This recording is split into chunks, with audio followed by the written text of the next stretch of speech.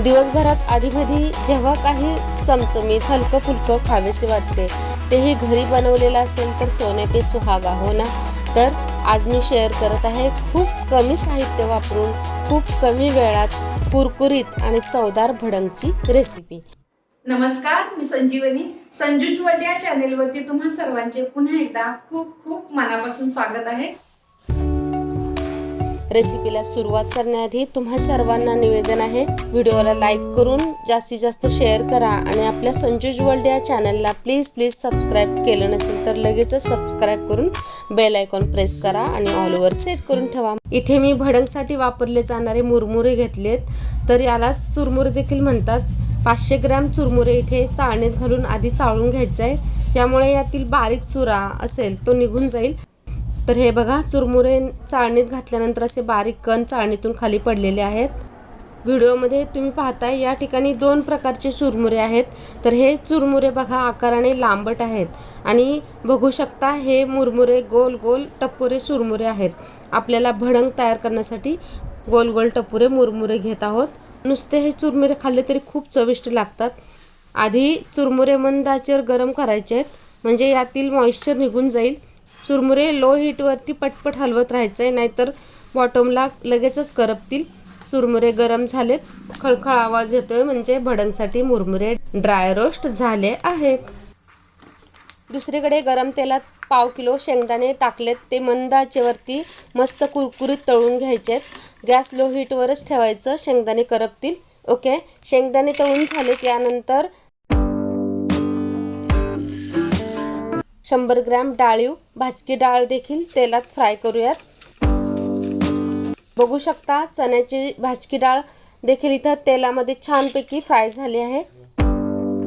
आता यानंतर इथे 20 ते 25 लसूण पाकळ्या लो हीटवर फ्राय करायचं आहे. लसणाचा ओलेपणा निघून जाईपर्यंत लसूण तेलात छान फ्राय करायचं. लसूण जर कच्चा राहिला तर भडंग नरम पडण्याची शक्यता असते. या रेसिपीसाठी खूप कमी जिन्नस लागतात, नक्की ट्राय करा. नंतर तेलात फ्राय करूयात 1 वाटी भरून फ्रेश कढीपत्ता. थोड्या वेळापूर्वी मी झाडाची फ्रेश कढीपत्त्याची पाने काढून ठेवली होती, तर कढीपत्ता देखील कुरकुरीत होईपर्यंत तेलात तळायचं आहे. व्हिडिओमध्ये तुम्ही पाहताय इथे कढीपत्त्याची पाने छान फ्राय झाली आहेत. परत एकदा सांगते, 250 ग्रॅम शेंगदाणे, 100 ग्रॅम चण्याची भाजकी डाळ, 20 ते 25 लसूण पाकळ्या छान फ्राय करून बाजूला ठेवलेला आहे. आपण कढईत जे तेल शिल्लक आहे त्याच तेलात फोडणी करूयात. त्यासाठी आधी तेलात ॲड होत आहे 1/2 चमचा हिंग, अर्धा चमचा हळद थोडी जास्त घालायची. हळद जास्त टाकल्यामुळे भडंगला खूप छान कलर येतो. नंतर 1 चमचा धने पावडर, त्याचसोबत 1 चमचा गरम मसाला आणि 1.5 चमचा लाल मिरची पावडर. तिखट तुम्हाला किती स्पायसी करायचे आहे त्यानुसार मिरची पावडर वापरा. मिक्स करूयात. सर्व जिन्नस एकत्र छान एकजीव करायचे.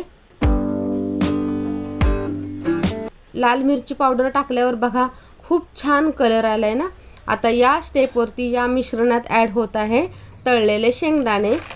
गॅसची फ्लेम एकदम मंद आचेवरच ठेवायची.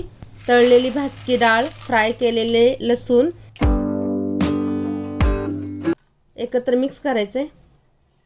मसाले, शेंगदाणे, डाळी आणि लसणासोबत छान परतायचं आहे.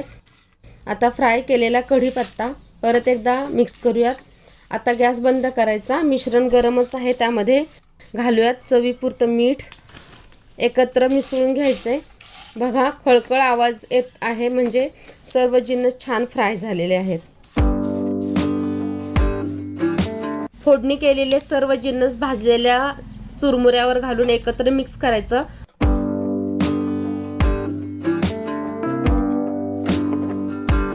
प्रत्येक मुरमुऱ्याला मसाला लागला पाहिजे. एकत्र व्यवस्थित मिक्स करायचं आहे.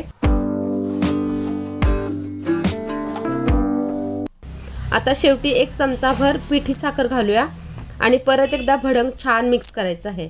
पिठी साखर घातल्यामुळे भडंगची टेस्ट खूप छान टेस्ट लागते.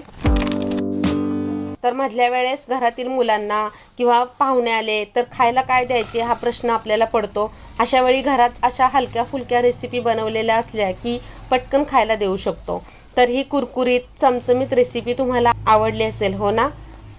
आय होप की तुम्हाला हा व्हिडिओ आवडला असेल तर तुमच्या प्रतिक्रिया कमेंट बॉक्समध्ये नक्की कळवा आणि रेसिपीला लाईक करा, जास्तीत जास्त शेअर करा. त्याचसोबत आपल्या चॅनलला अजून सबस्क्राईब केलं नसेल तर जाता जाता लगेचच सबस्क्राईब करून बेल आयकॉन प्रेस करा आणि ऑलवर सेट करून ठेवा. भेटूया लवकरच. तोपर्यंत व्हिडिओ शेवटपर्यंत पाहिल्याबद्दल तुमचे खूप खूप खूप धन्यवाद.